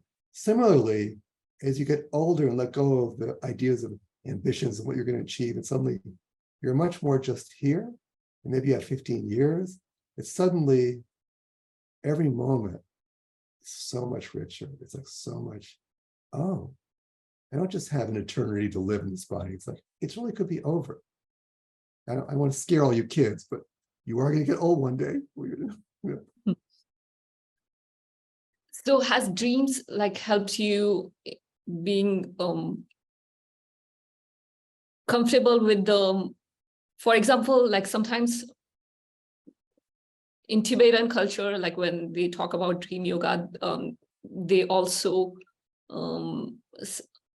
emphasize on the idea of Bardo, where a state between life and the next life. So do you feel like dream kind of helps you be comfortable with letting go of one reality and being comfortable with transitioning to the next and losing that strong attachment with the physical body? That was actually the main theme of my lucid dream research. When I was teaching, I had 12 people for 6 months, teaching them techniques. We used lots of techniques to go consciously from waking to dreaming. 6 of the people did not use my music, and they all had a lot of lucid dreams, and none of them went consciously. Everyone with the music was able to transition consciously. And what I noticed when I wrote this up is that the people who transitioned quickly, you're just like, you're in bed, you go into the dream, it's very easy. There's another experience where you're lying in bed and you start to feel the waking state dissolve. And at first, it's really terrifying. You don't have a sense you're going to a dream. It's like, am I going to go crazy? Am I going to die? It feels like dying. I don't know if you know the Beatles song, Tomorrow Never Knows. Turn off your mind and float downstream. And it says, it is not dying. It is not dying. That is what you need to learn in your transition, because the Tibetans actually teach that transition state from waking to dreaming is very similar to the Bardo. In fact, this has only happened a few times. If instead of, as you notice you're dissolving and about to go into the dream state, you can let the dream state dissolve and you'll go into the light, which is the light we're normally unconscious of in deep sleep. And they've actually shown, Swami Ram went in the laboratory and demonstrated full awareness in delta wave deep sleep. So we know scientifically it can be done, but you don't need science to know experientially. Yes. And in fact, you can do this when you're meditating. So you meditate and you're in mind wandering mode, and you're in control mode, focus on the breath, then you're trying to escape, you're having fantasies, and finally you flip into experiential mode and you let it happen. And at some point, if you stay in experiential mode, your mind will get very, very quiet and your construction will start to dissolve. And if you don't get frightened, you're then in a kind of Bardo state, just like going from waking to dreaming. And you can either go into another realm, or you can dissolve into the light and whatever's beyond that, And finally, I want to mention one more thing, that all transitions then become, every moment is an opportunity. So if I'm improvising, I got to set this up for our next Zoom so I can play a lot over Zoom, and you're kind of stuck and you dissolve into your fear and let go. There's this kind of totally open, empty state where you don't know what's going to come next, and you're kind of dissolved. And in order for you to play from a different place, you're really surrendering everything you know is you. So to sum up, see if I can sum up. So yes, there's this opportunity for this Bardo-like transition from waking to dreaming, and then from dream to sleep. There's an opportunity in meditation. There's an opportunity at every moment transition. And to make it concrete for people, one of the great, best opportunities is when you feel angry or annoyed, fearful, or in conflict with someone. Can you be with them, not to escape, not to new age spiritual bypass? Can you inhabit totally that anger? Or say you mentioned dream work, and you wake up from a dream, and you see this stuff, and you see it's kind of scary, and I've got to really confront the darkness. And you may notice the urge to pull away, to escape, to escape that, right? What Kali is telling you, go there. And you stay with it. And at some point, if you stay with it down the road, the Summa that was there at the beginning is no longer the same one, right? So you've just gone through a little mini Bardo transition. Yeah, so it can be any moment. And we thank the people who annoy us the most, because they're the ones who are going to really help us. It's Kali saying, damn it, you didn't get it before. Wake up, face this stuff. Face the basement full of 3 feet of shit, as the Sufis would say. Yeah, energetically, it can change you. Yeah.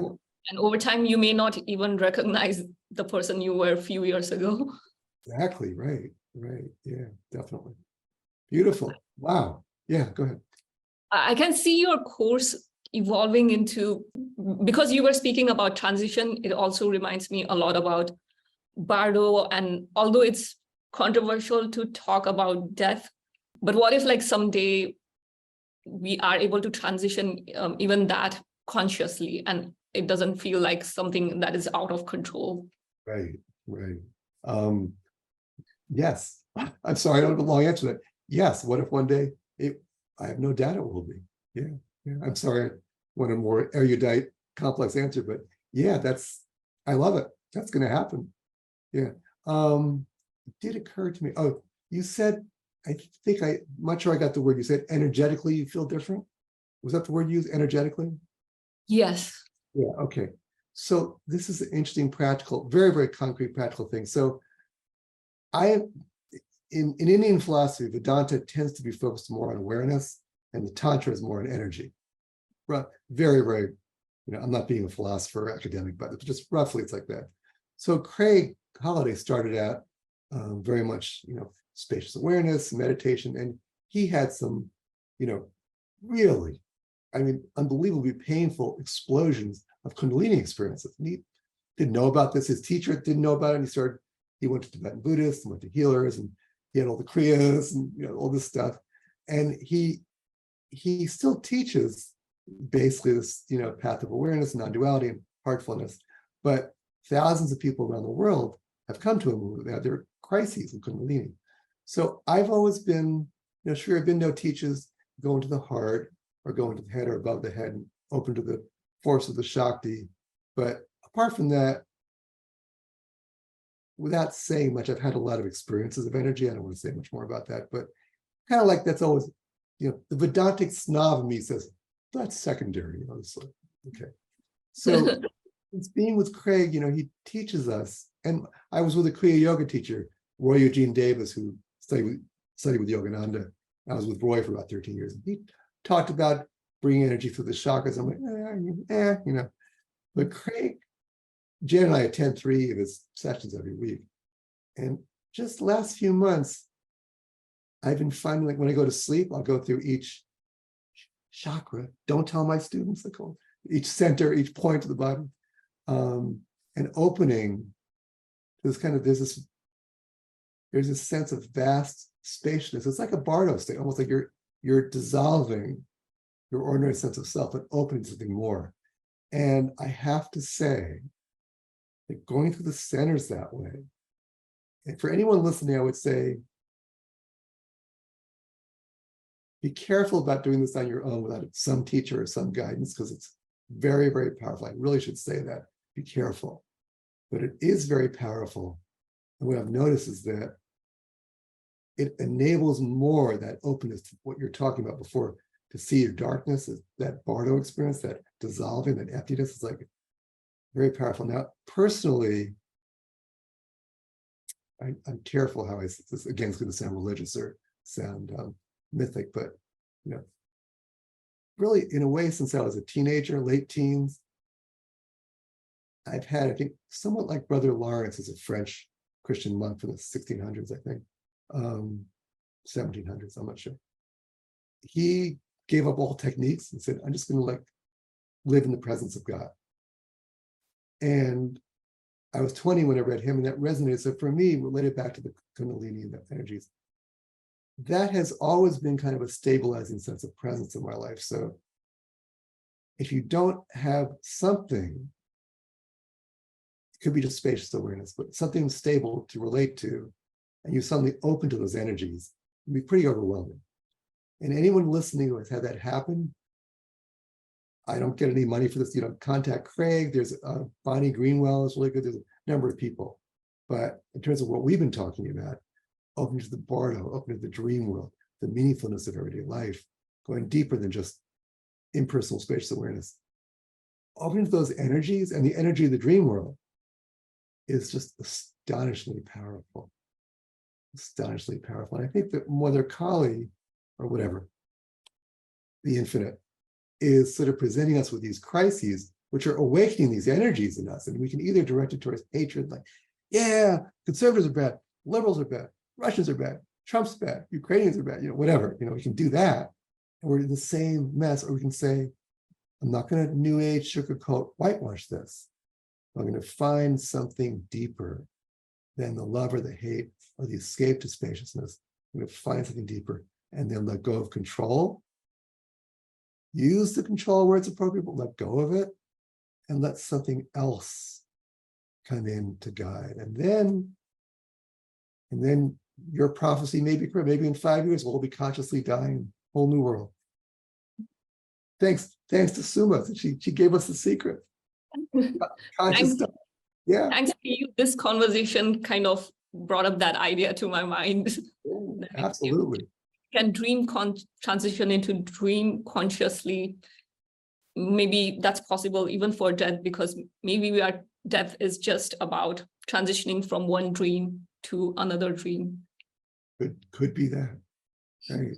Row your boat gently down the stream, merrily, just a dream. Sri Aurobindo talks, has a commentary in the Upanishads, talks about the divine Shakespeare. I love that image of the divine Shakespeare sort of cooking up this universes, and it's real. I mean, Shakespeare's plays are extraordinary, but it is, we're all, characters in this divine play, which doesn't make it meaningless or illusion. It's very, very real. I mean, Shakespeare didn't say, well, here's Romeo and Juliet. This is an illusion. It's meaningless, Craig had a story about that the other day. He was talking about people who use this sort of non-duality. It's all an illusion. His daughter, his 9-year-old daughter, she was like crying for some candy. Daddy, I want the chocolate now, And he said, I'm not going to take Ani, it's her name, and say, sweetie, come here, look. See, chocolate is an illusion. You're an illusion.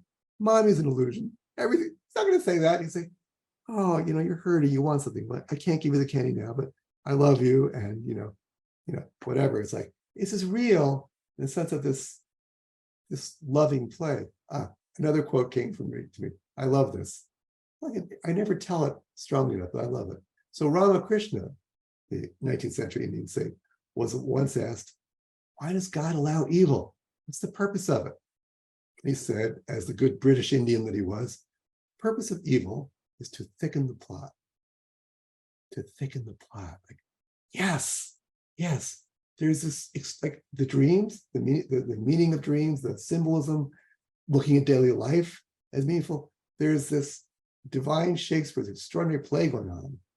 We can talk about it in terms of neuroscience and left-right brain and the heart brain, the enteric nervous system. We can talk about it in terms of dream mythology. We can talk about it in terms of Vedanta and Tantra. All these languages.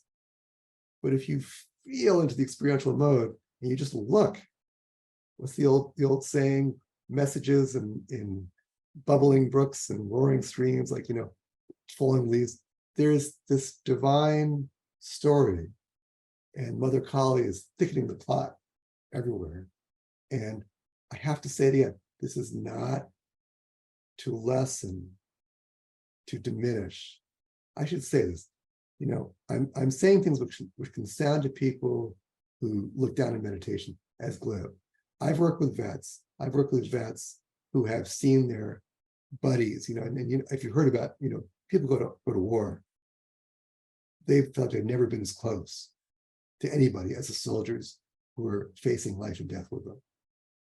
And I've worked with vets who become this profoundly close to someone and see them dying through their body blown apart next to them. When I did disability evaluations, I saw about 2,000 people, many of them very, very poor. And I would say of the 2,000, close to 500 were women who had been attacked, abused, raped. I mean, levels of trauma up until that point. I lived in New York City for many years and saw a lot, but this is in South Carolina. I never had seen that. So I would say the same thing I'm saying to you right now. I would say it to them, and they would be grateful. I wouldn't just say it. You know, we'd cry and to share stories for the first half hour, and they'd say, "What can I do?" I say, "Look, this is not therapy. I'm doing an evaluation to help you get your disability. I'm not going to fix you, but let me share, you know, what I find." I talk about experience. I talk about, you know, actually, they were mostly fundamentalist Christians. So I'd say something like, you know, what's real to them? I say, where's Christ? Well, I read the, you know, his kingdom of heaven's within. I say, what does that mean to you? And they're crying, you know, and I'd say, what do you feel? And they get it right away. Now, these are people who just told me about, you know, brothers and neighbors and teachers and coworkers they were abused by.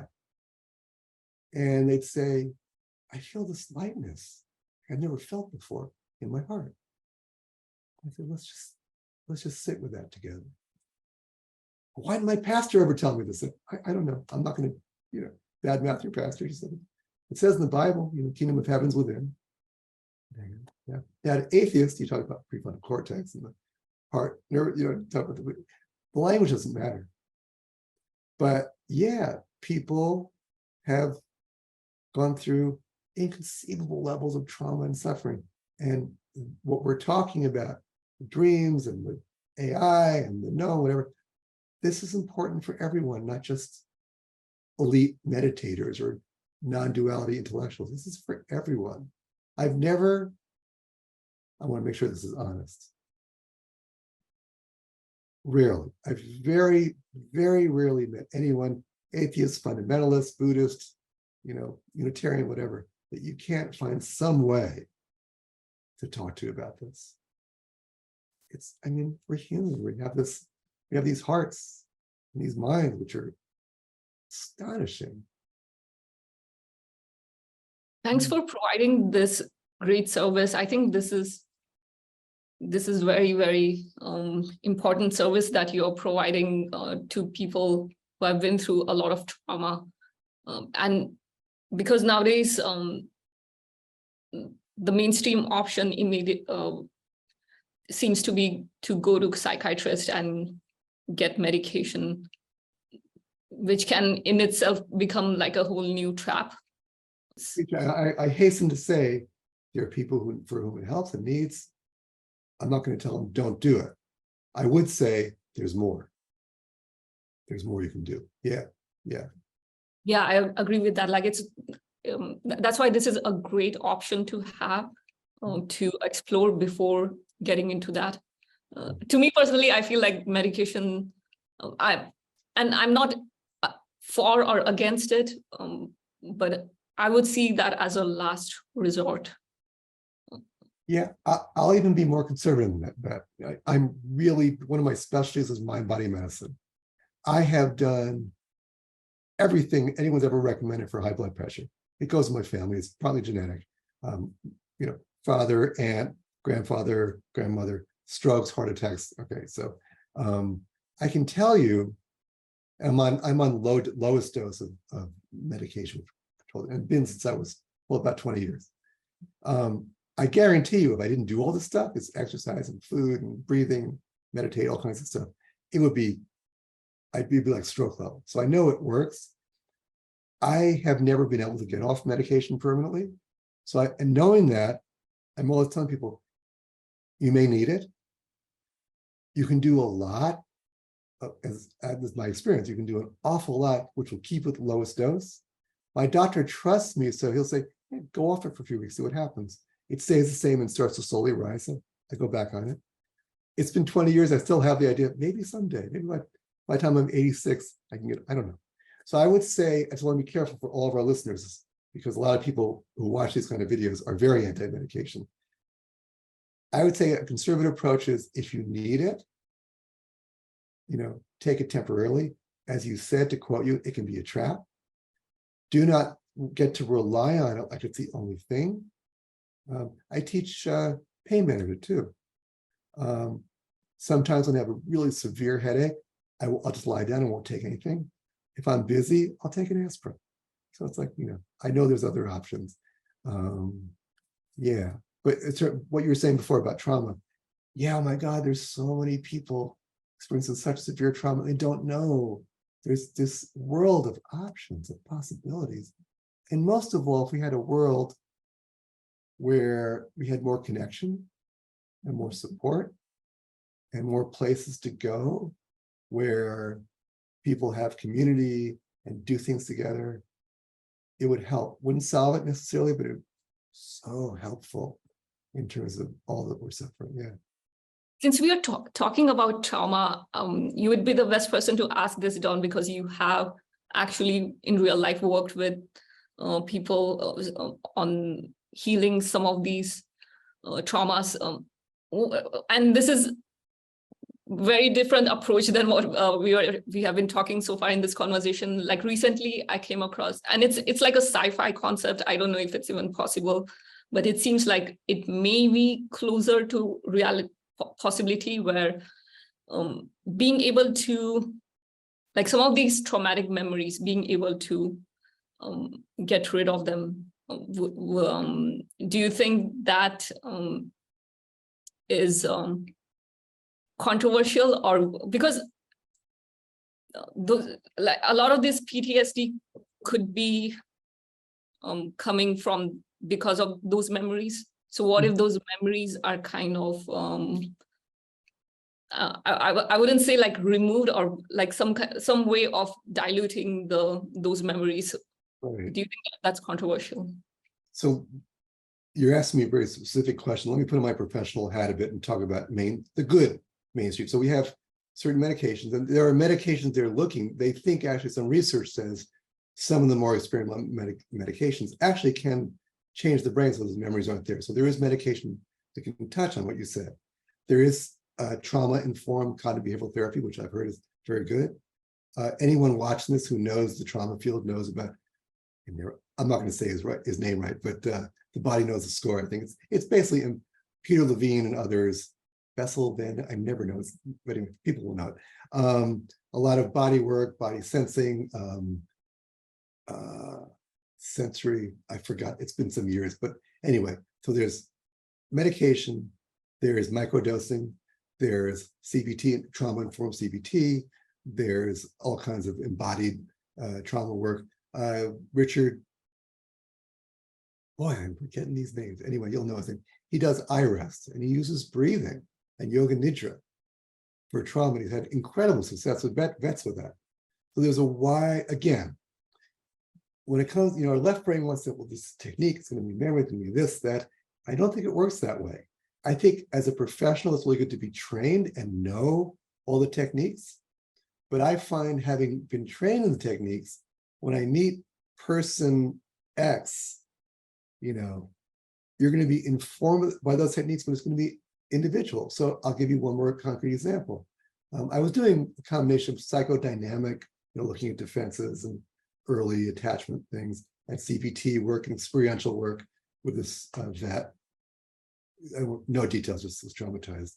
And at one point, this person threatened to kill herself. We had to, legally, it was VA hospital, to forcibly hospitalize her.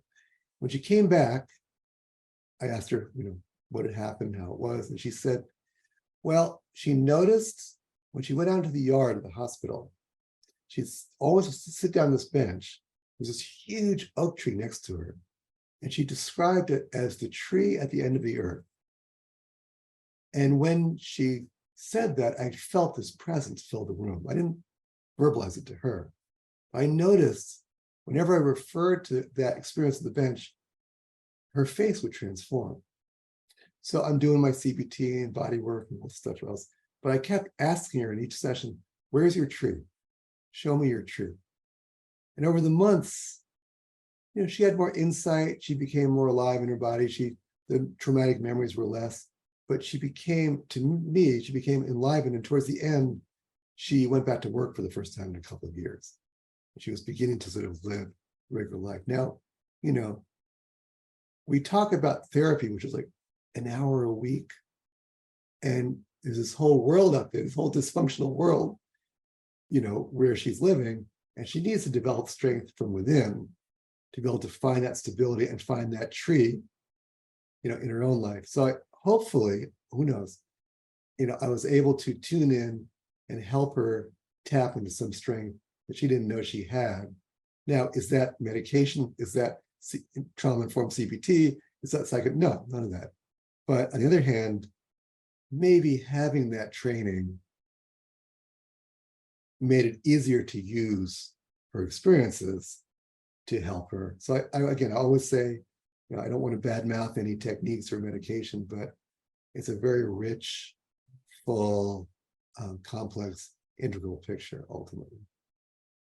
I was more trying to ask not around about the technique, regardless of the technique, this idea of removing certain memories, like let's say memory of seeing someone die in a battle, and like, do you think it's controversial to remove those memories to not have to deal with the trauma related to that memory? Right. Well, okay, if I'm getting what you're saying now, so there's medication again that actually they say does that. So it will specifically remove. I think it's not quite so sophisticated they can target it, but it does seem to kind of a scattershot way, remove some memories. Okay. You know what? If a person has suffered for years and can't function, that's the only thing that works, I'd say use it. Now, here's an approach I think, if I understand you, is close to that, but what I prefer. So in our mindfulness course, we talk about it's one of the science things we talk about, neural pathways. Here's an example we give. Okay. Let's say that do you like broccoli? You personally? Yeah. Okay. Is there a vegetable you hate? Okra? You ever try okra? No, yeah, maybe something better if you can. Okay, all right. Kale? You like kale? Not. There you go. Okay, so I'm going to make you a kale pizza, right? And you're probably going to bite into the pizza a kale sausage. Horrible. A kale sausage yogurt pizza. Does that sound horrible? Yeah. Kale? Okay, good. Okay, so you're biting into your kale yogurt sausage pizza. Oh my God, this is just, you couldn't pay me $1 million to take a second bite. Okay. So you are now building this, I hate kale, blah, blah, blah. I hate kale pizza, say, neural pathway. And every time you think of that pizza with the same emotion, you're strengthening the pathway. And the factors are attention, intensity, and vividness of imagery are going to strengthen the pathway. Now, listen, I'm about to tell you the cure because this is the secret. So if the way you attend to it, the intensity of it, and the vividness of the imagery, that's going to, and the emotion behind it, that's going to strengthen the pathway. Now, what are you going to do to transform that? You're going to attend to it from spaciousness, from open-heartedness with equanimity. You're going to, allow the intensity and the emotion to dissolve. What you're doing is you're weakening the neural pathway associated with disgust. Now, what they have seen you can do is literally dissolve the neural pathway associated with the emotion. So you may still have the memory of eating the kale pizza, but all of the negativity is gone. So to me, first of all, the intensity of the memory, right, it's not even going to rise as much because memories come up because you haven't dealt with stuff, right? So the memory is going to be very, very weak and hardly ever come up, but you haven't destroyed it, you've transformed it. In fact, this is cool. I'm not recommending it, folks, but you could actually make a kale sausage yogurt pizza and say, I'm going to test out my capacity to change my brain.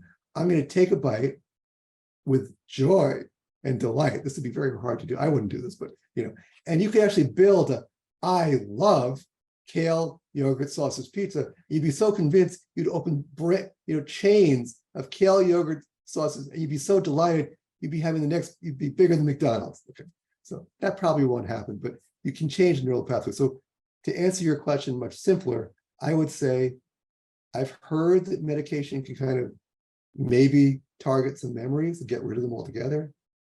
I think it's much more powerful and much more transformative to say, I can choose to be attentive, and to engage with that memory in a way that lessens. It so decreases the intensity, it's no longer traumatic. In fact, I would say that's really what all therapy and medication is doing. That the medication and the CBT and the psychodynamic and the body work and the eye rest is all in some way lessening the neural pathways. Now, if you have a well-developed mind-heart-body relationship, maybe you don't need all that. You just need to take, here, marketing plan. Just need to take our course, and in week 3, you'll learn how to neutralize. No, it doesn't work that way. It takes a long time to learn. You'll learn about it, and of course, you need to be paid to be part of our community over a month. No, I'm kidding. But you don't need our course. You can read about it. But I think by transforming neural pathways rather than getting rid of memories, it's the same. It's the same thing. Like, why do we want to get rid of memories? Because they're painful. Why do we want to get rid of pain? Pain is there to teach us something. And I remember I worked with people with severe traumas. I'm not minimizing it, but why not choose to transform the energy rather than get rid of what's provoking the energy? If you can't transform it, take the meds. Fine. But if you can, you have these resources you didn't have before. Yeah, I resonate with what you are saying. And this is just an exploration of idea. I don't know how if it has downsides to it. I was more thinking about it because I came through this article, which was more like a sci-fi article. It's not even real. But what if we could save only the lessons we learn from those experiences and not have to remember those specific details about. I think that would be the best of both worlds, where and another thing I was trying to get to, which you already kind of addressed, was for a long time we have been, and the way the brain functions, the main idea that is shared in the mainstream world is that it just does its own thing. We don't really have control over some of the processes that happen in our brain. But what if we are more consciously engaged with it? And maybe the first steps that we take are difficult, but what if that possibility exists where we get to be more aware and be consciously involved with a lot of these processes that are happening in our nervous system? Right. So Dan Siegel, a psychiatrist who developed interpersonal neurobiology, meaning interpersonal connections, neurological brain, and biology. So it's integrating interpersonal, the brain and the body. He works with little children. He teaches children as young as 2 about the wheel of awareness. This is straight science. So he talks about, and he's taught 2- and 3-year-olds to find the quiet, peaceful, calm hub of pure awareness. 2- and 3-year-olds. And then to relate pains, traumas, fears, whatever, they're on the rim of the wheel. And whatever, mommy's terrible, she won't give me candy. You bring it back. You don't get rid of it, but you see it from the hub, and it changes. So I'll get back to your question. So I remember a story of a 5-year-old who was a bully, and he felt out of control. He didn't like being a bully. He went to his teachers. Can you teach me how not to be a bully? They taught him the wheel of awareness. Now, he wasn't trying to get rid of his memories. He wanted to transform his impulses. He would still feel the impulse, but not have to act on it. And for 1 month, kids are much faster than us. For 1 month, he practiced the wheel. Whenever he felt like he wanted to jab a kid in the head, okay, I'm going to go back to the hub. Take him a few seconds, not like us, years, a few seconds, and it would kind of calm down. After about a month, his teacher said, it's like a different kid, totally different kid. So he's transformed his brain, but not through control. What he did was, he said, I'm going to change the neural pathways in my brain. So, and actually, these kids are smart. One of the kids who was bullied, when he first he was switched to a different class. He said, well, are you like really angry at Johnny for beating you up?